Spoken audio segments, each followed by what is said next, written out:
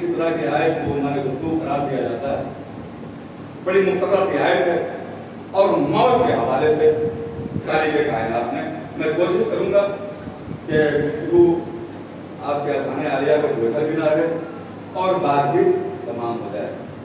इस आयत करीमा में खालिक़ कायनात में मौत के हवाले से गुफ्तगू कि हर नफ्स को मौत का जायका चखना है,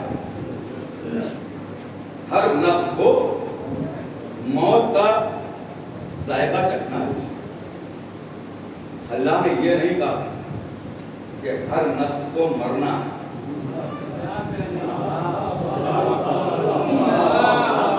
अल्लाह ने मरने की बात, अल्लाह ने चखने की बात की है कि हर नफ्स को मौत का जायका चखना है। अच्छा ईमानदारी से बताइए, क्या नफ्स मरता है?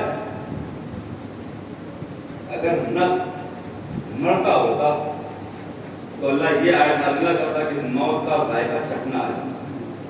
अल्लाह डायरेक्ट करता कि हर नफ्स को मरना है।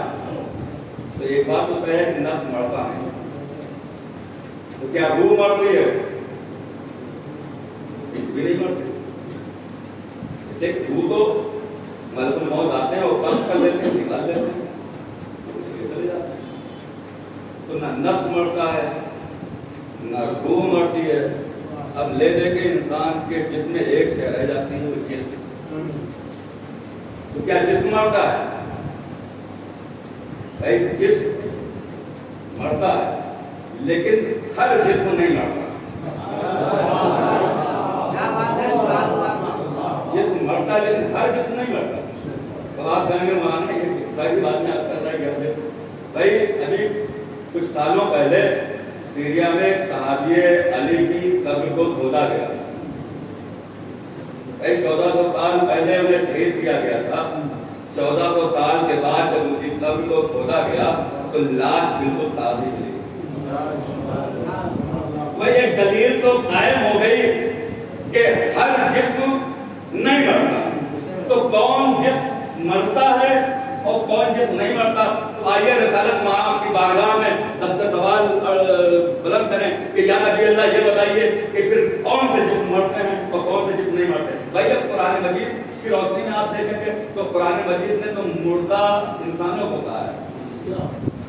कुरान मजीद ने तो मुर्दा इंसानों को कहा है कि इंसान मुर्दा है, मुर्दा है। भाई कौन सा इंसान मुर्दा है? अब कुरान मजीद की रोशनी में आप देखें कि इसकी आंखें हैं मगर ये देखते नहीं, इनके कान हैं मगर ये सुनते नहीं, इनकी जुबान है मगर ये बोलते नहीं, इनका दिल है मगर हक के लिए ये आगे बढ़ता ही नहीं। ये सी बात है। तो परवरदिगार ये कौन लोग हैं जिनकी आंखें हैं, देखता नहीं, कान है, सुनता नहीं, जुबान है, बोलता नहीं, ताकि ये चलती फिरती लाशें हैं। भाई निगाहे कुरान में जिंदगी की अलामत क्या है कि सिर्फ इंसान बोल ले ये जिंदगी की अलामत नहीं है, सिर्फ इंसान सुन ले ये जिंदगी की अलामत नहीं है, बल्कि निगाहे कुरान में सच देखना, सच बोलना, सच कहना ये जिंदगी की अलामत है। सच बोलना, हक बोलना ये जिंदगी की अलामत है। हक बोलना ये जिंदगी की अलामत है। हक कहना ये जिंदगी की अलामत है। हक देखना ये जिंदगी की अलामत है। अरे नहीं पहुंचे आप गदीर के मैदान में आइए, जिन लोगों ने हक देखा, हक सुना, वो लोग हक बोलने लगे। सलाम भेजे मोहम्मद वाले।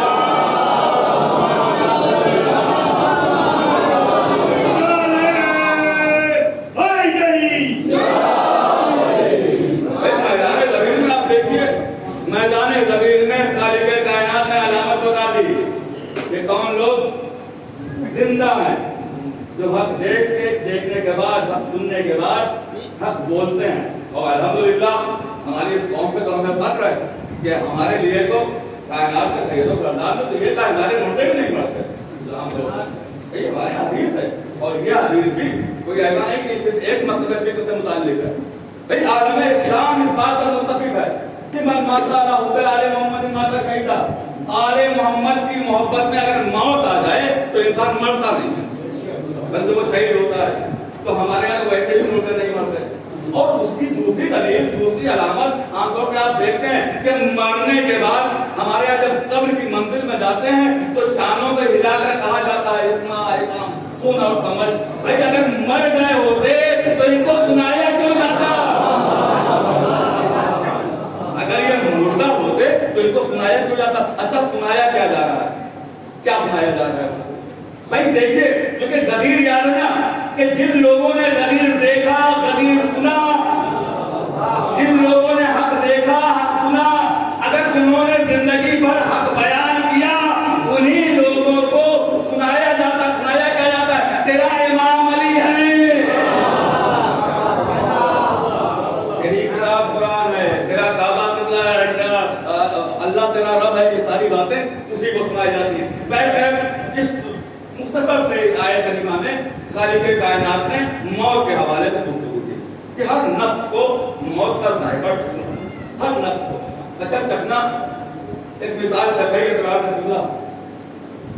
एक मिसाल हमारे फिक़ा में अगर किसी का शौहर जालिम, अगर शौहर जालिम और ज़ौजा हालत रोज़ा में वो है और शौहर जालिम इतना है कि नमक तेज हो जाए, होता है हम लोग के घर में, नमक तेज हो जाए तो शौहर उसके ऊपर धुल, मिर्चा तेज हो जाए तो उसके ऊपर धुल, कुछ चीज़ ज़्यादा हो जाए खाने में धुल।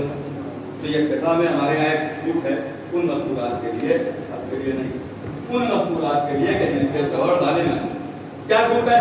ताकि अगर हालत रोज़ा में वो है और उन्हें इस बात का खौफ है, इस बात का खतरा है कि नहीं उनका शौहर उनके ऊपर जो जुल्म करेगा, तो हालत रोज़ा में खाना पकाते वक्त, अफ्तार पकाते वक्त वो चख लेगा, वो चख लेगा। परवरदिगार चखने से क्या होगा? क्या चखने तो होगा ये कि उसका रोज़ा भी नहीं टूटेगा। भाई हालत रोज़ा में चख लिया, रोज़ा भी नहीं टूटेगा, रोज़ा हो भी जाएगा। तो भाई अल्लाह ने क्या फरमाया इस आयत करीमा में कि हर नफ्स को मौत का जायका चखना है, हर नफ्स को मौत का जायका चखना है। भाई मौत का जायका चखने के बाद अगर इंसान मर जाता है तो वो और है, अगर आले मोहम्मद की मोहब्बत और मोहब्बत उसके दिल में है तो ऐसे इंसान मौत का जायका चखने के बाद मरते नहीं बल्कि जिंदा रहते हैं। सल्लल्लाहु अलैहि मोहम्मद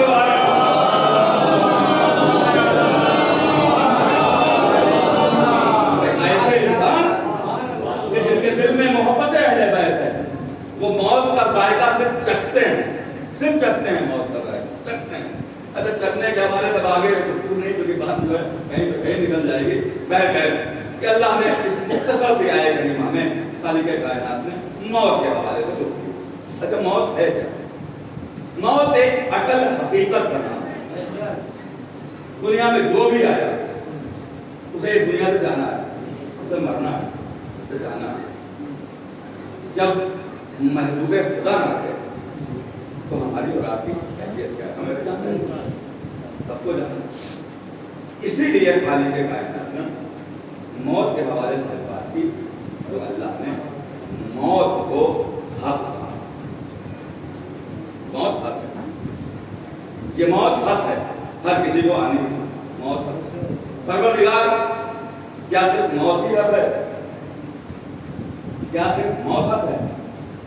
नहीं, पूरी एक लिस्ट है हक वालों की, उन्हें तलाश कर लो। परवरदिगार क्या क्या हक है? क्या मरने के बाद जब तलकीन पढ़ी जाती है क्या उसका गौर नहीं किया क्या क्या हक है? परवरदिगार क्या क्या हक है? कहा अली हक, अली हक, मौत हक, अली हक, अल्लाह हक, काबा हक, अल्लाह की किताब कुरान हक। भाई ये सारी चीजें हक हैं और अल्लाह कह रहा है कि सब हक है, सब हक है, सब हक है। अब मुझे समझ में नहीं आता कि जितने भी हक अल्लाह ने बनाए हैं, हर हक का ताल्लुक अल्लाह ने अली से रखा है। भाई अल्लाह ने जितने भी हक बनाए हैं, भाई अल्लाह हक, अल्लाह का ताल्लुक भी अली से। आप अभी सवाल करेंगे कि मौलाना ये कैसी बात है? اللہ کا تعلق صرف علی ہے، ہم لوگوں سے کیا اللہ کا تعلق ہے؟ لیکن جو تعلق اللہ کا علی سے ہے وہ انبیاء کا بھی نہیں ہے۔ آپ کہیں گے دلیل یہ ہے کہ شب معراج جب میرا نبی گیا تو نبی پردے کے اس پار رہا، علی پردے کے اندر رہا۔ بھائی نبی اس پار، علی پردے کے اندر، تو علی کا تعلق علی حق اللہ حق، علی حق اللہ حق، ایک حق ہو گیا۔ دوسرا حق کیا ہے؟ دوسرے حق کا نام ہے قرآن، تیسرے حق کا نام ہے کعبہ۔ بھائی 13 رجب کو خانہ کعبہ میں اگر علی کی ولادت ہوتی ہے تو قرآن کعبہ بھی حق، علی بھی حق، لہذا علی کا رشتہ کعبے سے بھی، علی کا رشتہ اللہ سے، علی کا رشتہ کعبے سے۔ قرآن حق۔ بھائی 3 دن کے سن میں، 3 دن کے سن میں علی نے آگوش نبی پر آ کر قرآن پڑھ کر سنایا، یا نبی اللہ ابھی تک تو کسی نے یہ عمل انجام نہیں دیا، یا نبی اللہ ابھی تک کسی نے یہ عمل انجام نہیں دیا، یہ علی نے ہی کیوں انجام دیا؟ عجب نہیں، نبی جواب دیں چونکہ قرآن ہے حق اور حق کا تعلق علی سے ہے، لہذا علی نے قرآن پڑھ کے بتایا کہ قرآن کا تعلق بھی ہم سے۔ بھائی دیکھیں اللہ حق، اللہ کا تعلق علی کا، کعبہ حق، کعبے کا تعلق بھی علی سے، کتاب حق، کتاب کا تعلق بھی علی سے، موت حق، موت کا تعلق بھی علی سے، موت کا تعلق بھی علی سے۔ آپ کہیں گے موت کا تعلق علی سے کیسے؟ بھائی موت کا تعلق اس لیے علی سے کہ امیر کائنات کے ارشاد فرماتے ہیں کہ دنیا کا کوئی بھی فرد مرتا ہے، مرنے سے پہلے وہ مجھے ضرور دیکھتا ہے۔ ہر مرنے والا دیکھتا کسے ہے؟ صلوات بھیجو محمد والے۔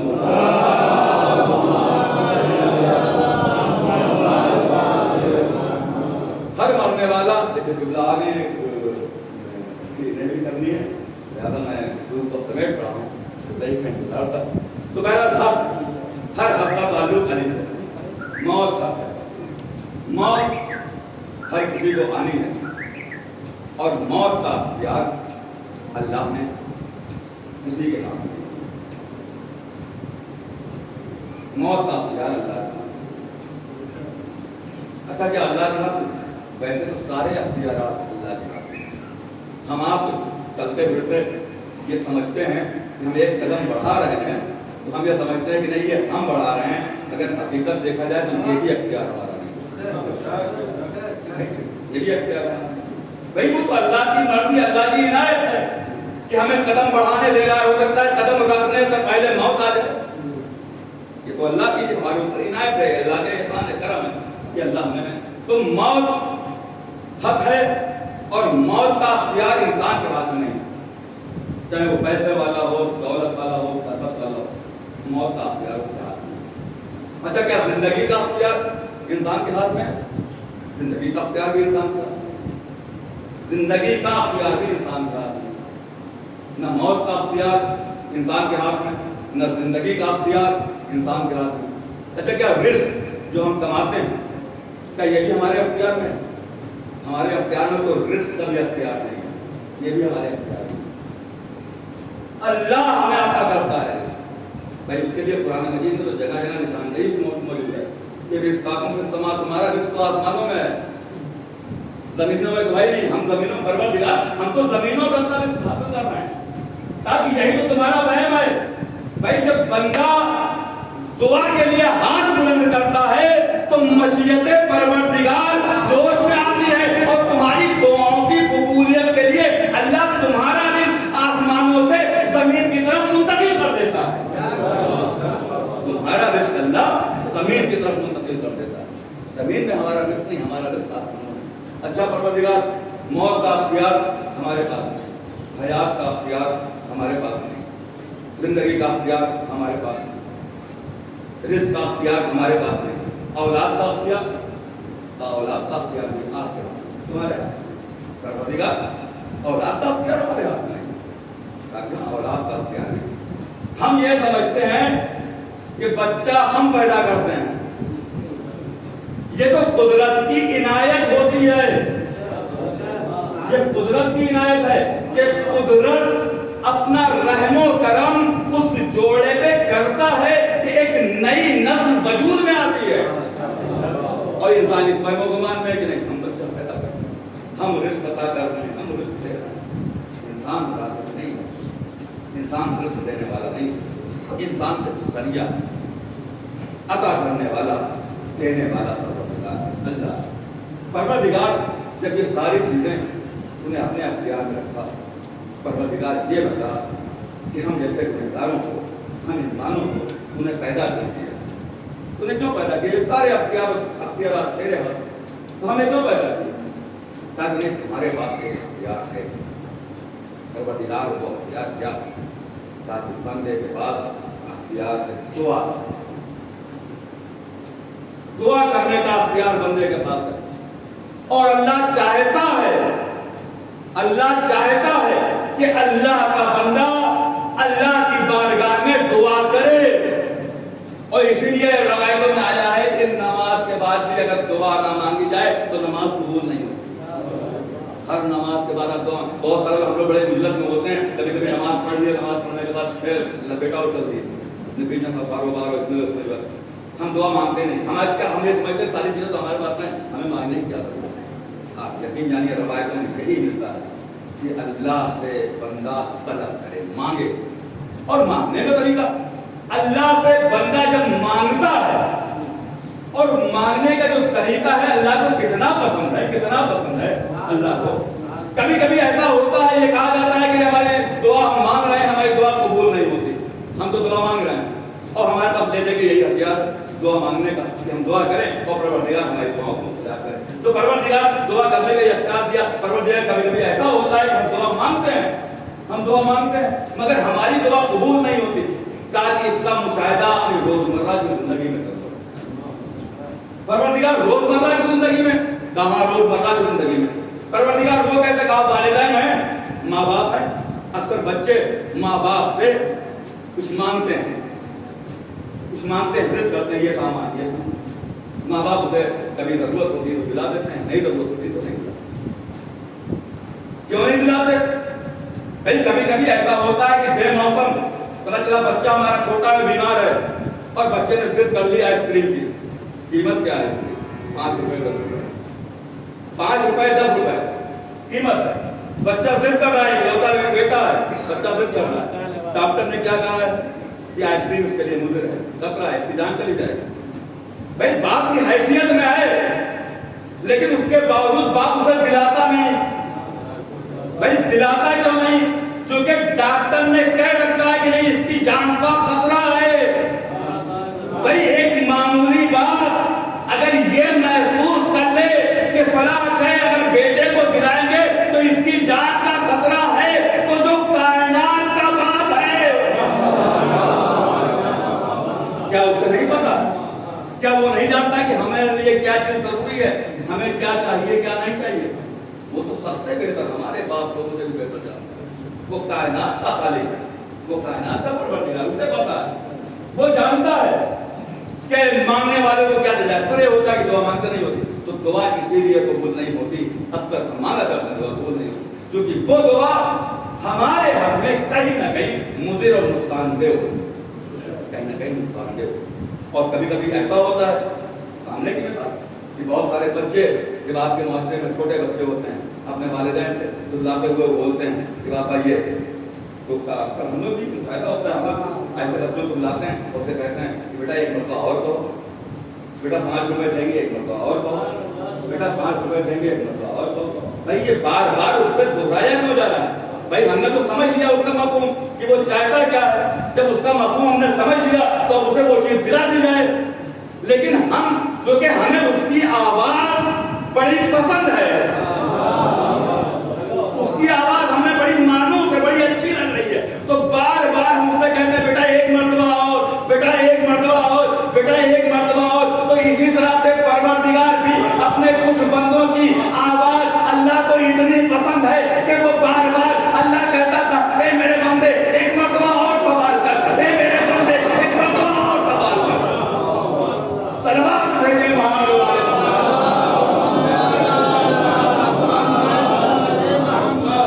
मेरे बंदे एक मरतबा और सवाल कर, ए मेरे बंदे एक मरतबा और सवाल कर। कि अल्लाह अपने बंदों की आवाज से इतनी पसंद है, वो चाहता है कि बंदा मुझसे तरफ, बंदा मुझसे आगे। लिहाजा जब बंदा बारगाह रब्बुल इज्जत में हुजूर में समेट रहा हूँ, जब बंदा बारगाह रब्बुल इज्जत में दस्ते सवाल बुलंद करता है, नसीहत परवरदिगार जो रहमत परवरदिगार इधर से बंदा दुआ करता है, हाथ उधर से हमारा रेस करता है, इधर से बंदे सवाल उधर से अल्लाह की रेस करता है, इधर से दस्ते सवाल बुलंद होता है, उधर से अल्लाह रिस्क देता है। बस बंदों में, आम बंदों में और अहले बैत में यही फर्क है। आम बंदों में और अहले बैत में यही फर्क है। आम बंदों में अहले बैत कि आम बंदे दस्ते सवाल बुलंद करते हैं तो उनका रिस्क वहां से आता है, सवाल दस्ते सवाल यहाँ से बुलंद करते हैं। लेकिन आम बंदों में अहले बैत में फर्क ये है कि अल्लाह के फरिश्ते, अल्लाह के फरिश्ते अहले बैत के दर पर सवाली बनकर आते हैं, सवाल करते हैं। भाई अल्लाह के फरिश्ते रिस्क यहाँ से लेके जाते हैं और अल्लाह का शुक्रिया वहां से आता है, अल्लाह का शुक्रिया वहां से आता है। कि अहले बैत हम तुम्हारे मशहूर हैं, हम तुम्हारे भाई फरिश्ते अल्लाह के आए रिस्क लेने के लिए अहले बैत उधर कर। और ये कोई मामूली बात नहीं है। रवा रवि में अगर आप हम सुन लेते हैं भाई हज़रत इब्राहिम खलीलुल्लाह का दौर है, मेहमान नवाज थे, खाना नहीं खाते थे जब तक मेहमान ना आ जाए। परवरदिगार ने देखा कि मेरा खलील, मेरा दोस्त, मेरा महबूब ये खाना नहीं खा रहा है, फरिश्तों को भेजा कि जाओ मेरा खलील खाना नहीं खा रहा है, मेरा खलील खाना नहीं खा रहा है। ये फरिश्ते आए और आने के बाद जनाब इब्राहिम ने देखा और देखने के बाद जनाब इब्राहिम ने कहा है आ गए, भेज दिया, लीजिए एक दुम्बा ज़िबा किया, ज़िबा करने के बाद दस्तरखान को तुम दिया, दस्तरखान करने के बाद उनको बिठाया, कहा बिस्मिल्लाह। अब उन्होंने पल्ले रखना शुरू कर दी, कहा बिस्मिल्लाह इधर उधर। जब जनाब इब्राहिम ने इकरार किया, कहा कि या नबी अल्लाह हम तो आपका दिल रखने के लिए आए थे, हमें फरिश्ते हम आपका दिल रखने के लिए आए थे। तो भाई कैसा दिल रखना चाहते हैं? जब आए हैं तो एक लुकमा ले लीजिए, लेके चले जाइए। भाई आप फरिश्ते हैं, लेके चले जाइए आज पर, भाई दिल रख लीजिए खलीलुल्लाह का। कहा कि नहीं, यहाँ की चीज वहां नहीं जाती, यहाँ की चीज वहां नहीं जाती। भाई बस फर्क यही है आले मोहम्मद में और जमाने में कि जमाना यहाँ की चीज वहां नहीं भेज सकता, आले मोहम्मद के घर की चीज यहाँ की वहां जाती है, वहां की यहाँ आती है। सलवात भेजे मोहम्मद वाले।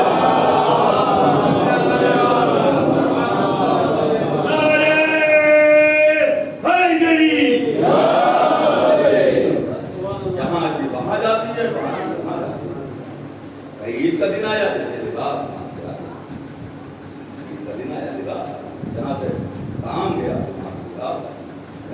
कितना अल्लाह के करीब है, अल्लाह के करीब किस तरह है भाई। क्योंकि अब आप देखें वक्त नहीं है, जनाब इब्राहिम ने इस्तेलाल कायम किया था, लेकिन क्या करने अमीर कायनात हमारी नस्ल कुर्बान अमीर कायनात के नालैन पर अमीर कायनात ने तौहीद को किस तरह से मुस्तहकम किया और जमाने में काम करता है। भाई अली जैसा इमाम जिसके सामने सजदा करे, अब भी जमाना जब पूछता है कि अल्लाह है या नहीं है, आपका क्या करने के बाद अली जैसा इमाम माबूद को सजदा करता हो, वो है वही अल्लाह जो हर किसी को नवाज है। अहले बैत अल्लाह के करीब, अहले बैत अल्लाह इतना करीब है कि यहाँ की शय वहाँ जाती है और वहाँ की शय। ईद का दिन था, लिबास वहाँ से आया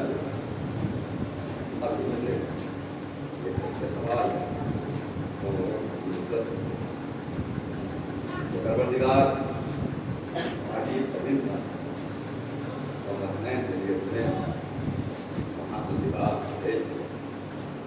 परवरदिगार का हुसैन आया करबला आज लिबास भेज दिया। करबला के मैदान कितना मजबूत हो गया हुसैन के जिस्म जो लिबास था उस लिबास को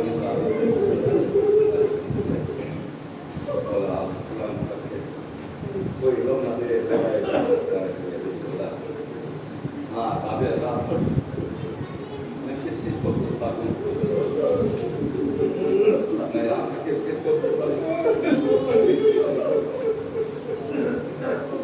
भाई मरहूम ने भाई छोड़ा है ना मरहूम ने अपने भाइयों को भी छोड़ा है तो भाइयों को कहते पूछता मरहूम ने बहनों को छोड़ा है मैं बहनों को कहते पूछता तो भाई मेरी माँ भी मुझे नहीं पता मुझे कोई हिम्मत ही नहीं हुई कि मैं किस तरह आज तक मेरी हिम्मत नहीं हो पाई कि मैं पूछता किस तरह इस खानवादे को इस गम से उभार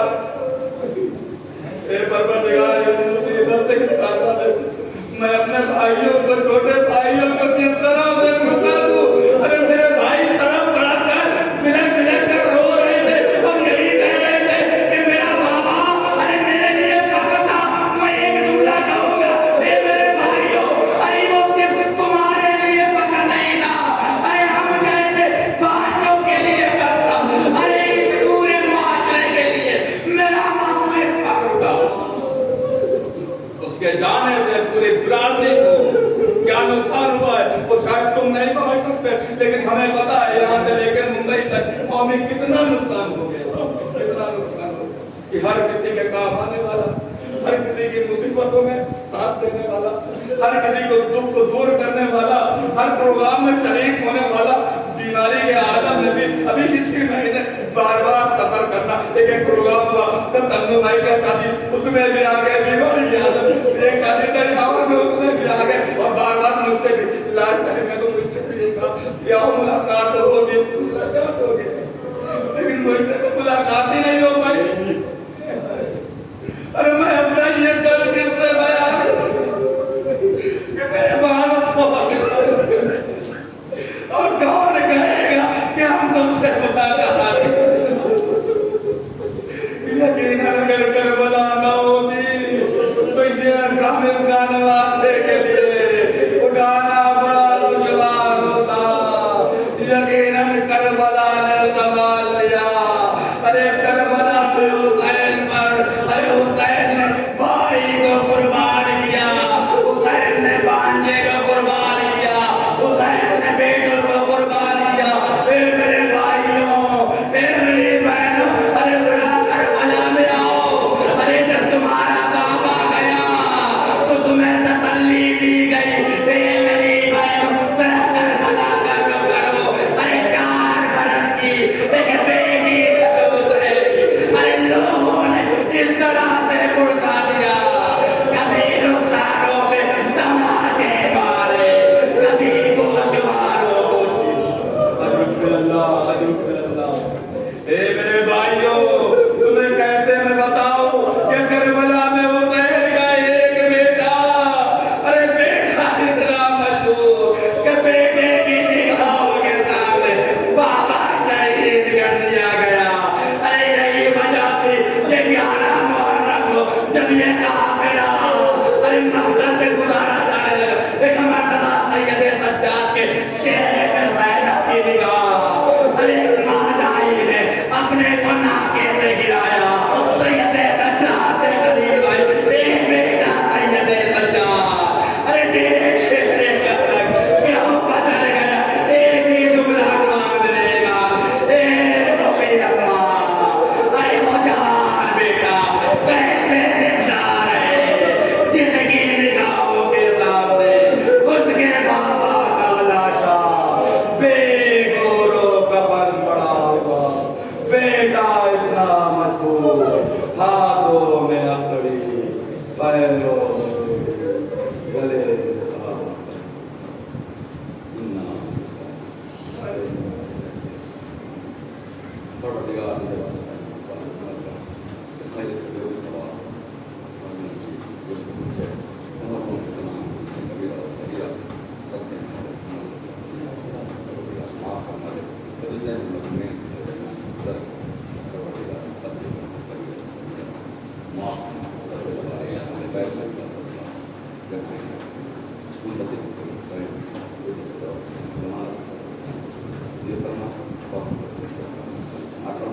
ایک مطلب سے ہم اپنی مطلب